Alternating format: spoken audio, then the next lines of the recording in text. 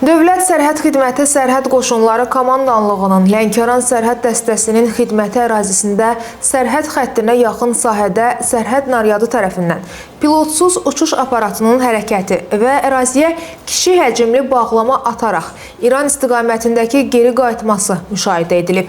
Bu barədə Dövlət Sərhəd Xidmətindən məlumat verilib. Bildirilib ki, sərhəd zastavası dərhal silaha komandası üzrə qaldırılıb. Xidməti ərazi qapadılıb.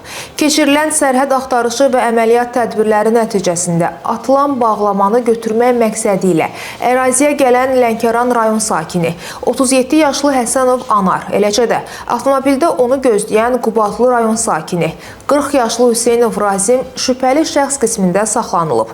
Saxlanılan şəxslər ilkin dindirilmə zamanı əraziyə PUA vasitəsilə atılan 4 kiloqram 504 qram narkotik vasitə marihuananı götürmək məqsədi ilə gəldiklərini etiraf ediblər.